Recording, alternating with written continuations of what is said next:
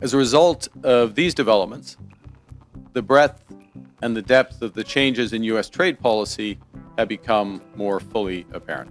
In the world of international politics, where every move can change the course of events, one leader found himself in the spotlight when asked a question that could jeopardize his entire strategy. In recent months, pressure on Canada from its neighbor has intensified. But what if I told you that this pressure has not only failed to weaken Canada, but has made it stronger and more confident in its abilities?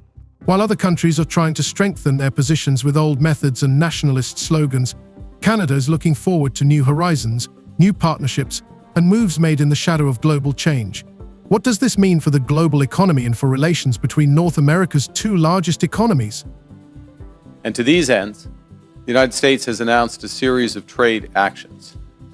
Those began near the start of this year with the so-called IEEPA tariffs against Canada and Mexico based on U.S. concerns about the border and fentanyl trafficking. Imagine the scene.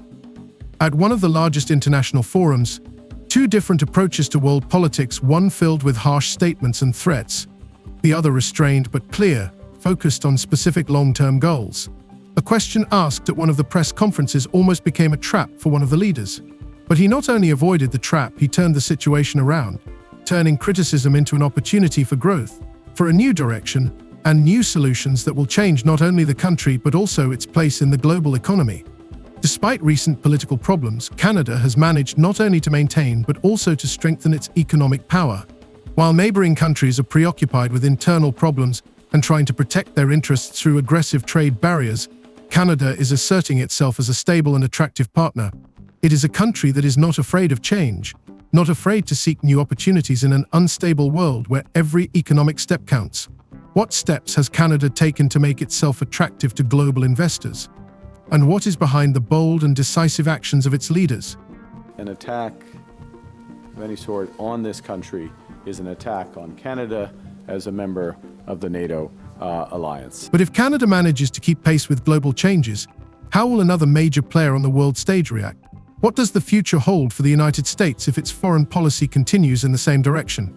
Can economic and political mistakes in one country affect the future of entire regions and continents? What price will be paid for the inevitable consequences of these actions? And why can even the most grandiose statements backfire on those who make them?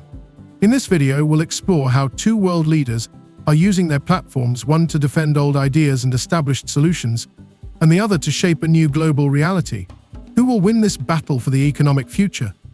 Does Canada have a promising role to play, or will it be overshadowed by global political turbulence?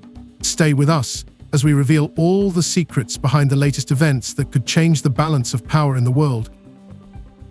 Specifically, under the new U.S. approach, countries must now buy access to the world's largest economy through a combination of tariffs, investments, unilateral trade liberalization, and policy changes in their home markets. The Prime Minister's recent press conference in London was an important moment in his political career as he faced criticism that could call his entire strategic course into question. Against the backdrop of mounting pressure from a neighboring country, where the economy has begun to suffer from domestic politics, the Prime Minister found himself at the center of the debate. A reporter asked a question that sounded like a reproach. You travel the world, meet with leaders, but what concrete achievements have you made for your country? Where are the results that can be measured in terms of real benefits for citizens? It was a tough challenge to which there seemed to be no easy answer. Such criticism sometimes leaves politicians feeling ineffective and inactive. However, this time, the situation turned out to be quite different. Instead of evading the question or trying to find an excuse, the Prime Minister used the question as an opportunity to demonstrate a strategic approach and confidence in his position. He did not simply defend himself, but clearly showed how his trips and diplomatic efforts had already begun to bear real fruit. He referred to the establishment of new trade ties and the signing of agreements that, in his opinion, could change the country's economic landscape. Under his leadership, Canada began to conclude important trade agreements with various countries, creating a so-called network of new trade relations. One striking example of this approach was the signing of an agreement with the European Union in June, which was aimed at deepening economic cooperation.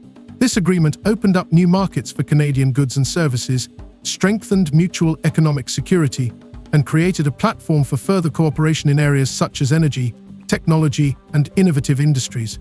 In addition, the Prime Minister announced a recently concluded agreement with Mexico that led to the launch of a joint action plan to strengthen economic ties between the two countries. According to him, such initiatives and steps were important in a context where the neighboring southern market had become increasingly closed and unpredictable. Those were quickly followed by reciprocal tariffs on every U.S. trade partner and very high sectoral tariffs applied globally on strategic industries, including steel, aluminum, autos, and copper. But despite all these diplomatic efforts, it was important for Canada to show that it was not just signing agreements, but also actively attracting capital.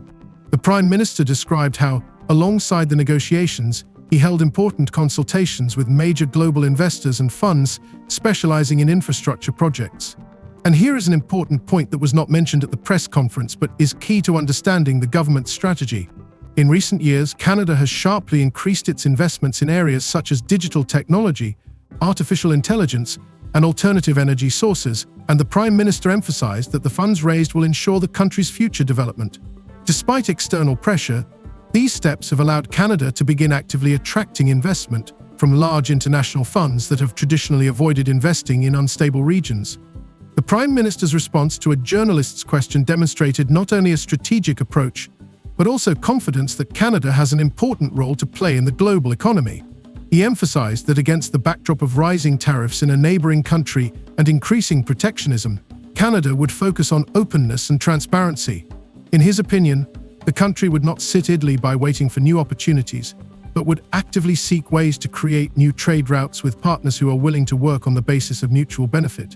Canada has positioned itself as a place for investment and trade partnerships in times of uncertainty. Now let's move on to the second point of the plan, which concerns how Canada presents itself as an open partner for foreign investment and how events are unfolding on the world stage against this backdrop. At a time when the United States is strengthening its trade barriers, Canada presents a counterexample of how to operate in a context of global economic instability. The protectionism that is flourishing in our neighboring country today is, in part, forcing global investors to seek new, more stable markets for their capital investments. This has become a key element of Canada's new strategy. Canada aims to become a country where investors can come with confidence that their money will not be burdened by additional risks and tax barriers. The United States has also imposed substantial trade actions on the Canadian lumber industry.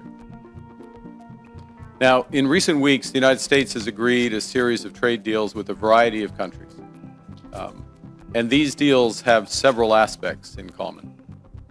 First, baseline tariffs that cover a broad range of goods and services that are substantially higher than those U.S. tariffs that existed before.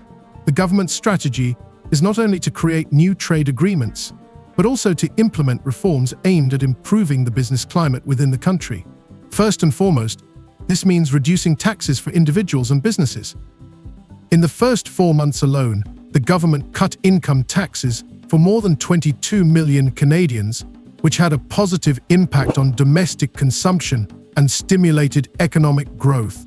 Another important step was the reduction of capital gains taxes, which made the country more attractive to international investors. But it didn't stop there. As part of its efforts to remove barriers to business, the government announced the removal of restrictions on interprovincial trade, thereby creating a single economic zone within the country. This was particularly important in order to establish the effective functioning of the domestic market and demonstrate stability, which is especially important for foreign investors. Canada has also begun actively developing infrastructure to attract international capital investment. Among the most important steps taken by the government is the accelerated approval process for major projects in sectors such as energy, artificial intelligence, critical minerals, and trade infrastructure. The government is actively developing housing construction projects in the country to accelerate the pace of housing construction and support the domestic market. In this context, the country has set an ambitious goal of creating a modern economic space that can attract global investment on a long-term basis. In addition, Canada has significantly stepped up its diplomatic efforts, actively meeting with global investors and signing new agreements that open doors for Canadian companies to emerging markets. In recent years, the country has signed several strategic agreements with countries such as Indonesia, Mexico, and European states, strengthening its position in the global trade arena. With each new agreement, Canada is increasingly demonstrating that it is ready to become a leader in shaping the new global economic map. As in previous trade disputes, Canada has implemented a series of retaliatory tariffs. Their objectives have been to protect Canadian workers and businesses and to incentivize a negotiated settlement with the United States. Few other countries followed suit. Against the backdrop of an intensifying trade conflict with the US, Canada is taking decisive steps to diversify its economic ties. This is undoubtedly a strategic move, dictated by the need to reduce dependence on a single trading partner that is increasingly threatening the economy. While trade barriers, tariffs, and economic pressure from its neighbor are becoming the norm, Canada is not only adapting but also actively using this as an opportunity to expand its global role. Against the backdrop of growing economic difficulties and instability in the US, Canada continues to assert itself as a stable, open for business, and strategically important country for international trade. In contrast to the harsh protectionist measures in the US, Canada is betting on open and mutually beneficial partnerships with countries that are willing to work in conditions of global economic turbulence. The Prime Minister's statement, which raised the critical issue of the ineffectiveness of his diplomatic efforts in the field of international trade, was so convincing that it soon attracted the attention of not only politicians but also global investors. Canada presented itself as an economic partner that is not only ready to tackle global challenges, but also actively seeking new avenues for mutually beneficial cooperation. At the same time, according to the Prime Minister, Canada is not afraid to seek opportunities in what some consider uncertain or unstable markets. On the contrary, it seeks to strengthen its position by signing agreements with new partners, including countries in Asia, Europe, and Latin America. In recent months, especially after the introduction of new tariffs and protectionist measures in the US, Canada has taken significant steps to deepen cooperation with Mexico by signing a joint action plan that now opens up new prospects for mutual economic initiatives and trade. Equally important for Canada has been the expansion of contacts with ASEAN countries, especially Indonesia. The agreement to reduce tariffs and expand trade with this country was an important step towards strengthening Canada's position in global markets. With a population of over 270 million, Indonesia is one of the world's largest emerging markets, and the agreement will give Canada access to a growing economic center in Southeast Asia. At the same time, according to International Monetary Fund forecasts, Indonesia's economy has every chance of becoming the fifth largest in the world within the next 2 decades. For Canada, this is a step that opens the door to broader access to Asian and global markets. In a positive and very important development earlier this month, just a few weeks ago, the United States reaffirmed a core commitment to our free trade agreement, CUSMA, by reinforcing that those Canadian exports to the United States that are compliant with that agreement, that are compliant with CUSMA, will not be subject to U.S. IEEPA tariffs. But while one of Canada's most important foreign policy priorities is to strengthen new trade routes, the situation is developing in a completely different direction for its neighbor. While Canada is actively signing new agreements and deepening economic ties with other countries, the US, on the contrary, continues to strengthen its trade barriers. Recent tariff measures aimed at resetting global trade have caused significant problems for both American manufacturers and their foreign partners. This has primarily affected sectors such as the automotive and metals industries, where rising prices and supply disruptions have led to a decline in production. American consumers have also felt the impact. Prices for key goods such as furniture and pharmaceuticals have begun to rise, further increasing economic tensions within the country. Canada, unlike its neighbor, not only remained open to international trade, but also strengthened its position in markets that had previously been outside its sphere of interest. While the US desperately tried to regulate the global market through tariff measures, Canada continued to maintain stability and confidence in the international arena, which attracted the attention of large international investment funds. This situation did not go unnoticed in global economic circles, and most experts agree that Canada is becoming an attractive place for investors to invest in the long term. Looking at the international arena, one cannot help but notice the contrast in the approaches of the two countries, especially when it comes to stabilizing the economy amid global uncertainties. While the US president continues to grapple with economic problems by introducing new tariffs and closing markets, the Canadian Prime Minister is demonstrating his commitment to an open and predictable economy, which inevitably attracts the attention of the global financial elite. At this very moment, a country seeking new trading partners has the chance to take a more confident position on the world stage, where political instability and economic risks are increasingly making projects in other countries more risky. This new U.S. trade policy has several motivations: to raise tariff revenues, to protect strategic industries, to encourage foreign investment in the United States, and to change trade and non-trade policy in U.S. partners. These two approaches, the aggressive protectionist strategy of the US and Canada's openness to new economic opportunities, are in stark contrast, making their battle for international markets particularly noticeable. While the tariffs imposed by the US were intended to strengthen the economy and restore jobs, they have in fact weakened its position on the global stage and increased economic instability. Experts argue that this strategy has backfired on the US, accelerating processes that could have been delayed for years. Instead of strengthening trade relations with neighbors and developing new markets, such measures have only exacerbated economic differences and created additional difficulties. Meanwhile, Carney and his team continue to strengthen ties with key markets and offer investment opportunities to foreign partners. In this context, Canada has already agreed on new initiatives with the European Union that give Canada broader prospects in infrastructure projects and defense and security partnerships. Such steps allow the country not only to survive in conditions of economic instability, but also to actively increase its influence in the international arena.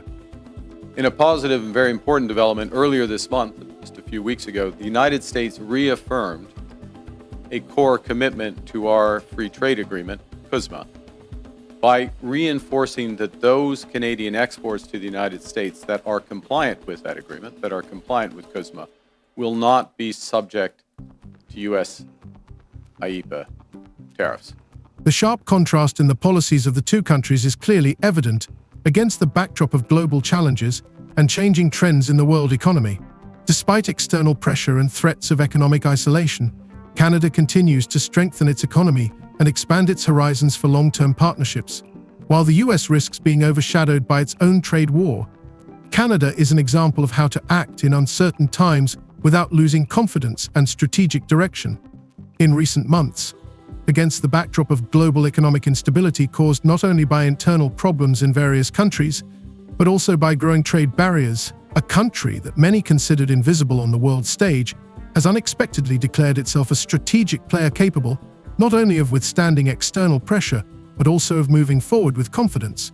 Canada, with its open economy and well-thought-out foreign policy, has shown the world how it is possible not only to survive but also to thrive in times of crisis.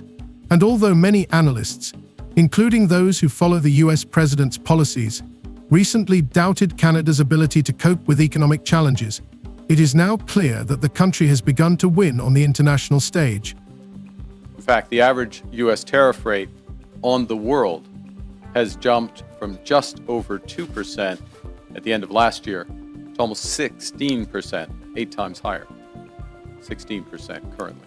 Canada is actively using the current situation to not only strengthen its economy, but also to enter new markets. One of the most striking examples of this is the large-scale investment in the development of the energy sector and green energy, which, in turn, has attracted the attention of global funds and private investors. In recent years, Canada has become a leader in attracting investment in environmentally friendly technologies and sustainable energy, which adds additional growth points to its economy. The country's government is doing everything possible to provide not only domestic but also international investors with confidence in the long-term stability and predictability of the Canadian economy. A particularly important step was the adoption of a number of laws aimed at reducing the tax burden on large international companies, which contributed to an increase in foreign investment in the country's economy. Canada has signed several strategic agreements with major international funds, as well as with high-tech and environmentally oriented corporations, which has brought significant benefits. These measures have not only made Canada more attractive to investors, but have also significantly strengthened its economic independence. While many other countries experiencing energy and environmental crises are forced to cut production and lose strategic opportunities, Canada is actively developing new technology industries with a focus on stable, long-term growth. Those trade deals with other countries also have limited or no relief from those sectoral tariffs in those strategic industries such as steel and autos. They include substantial commitments by the U.S. trade partners for investments in the United States. and significant unilateral trade liberalization measures. However, Canada's economic success would not have been possible without policy changes aimed at improving infrastructure, creating new jobs, and attracting global investors. One of the key areas was the development of domestic infrastructure, both transportation and digital, which was also important for attracting international investors. New government initiatives to increase the number of innovative projects in areas such as artificial intelligence and new technologies in transportation and communications have enabled Canada to adapt quickly to changing conditions. These steps to create a technological infrastructure have increased confidence in Canada as a centre for innovative business and high technology.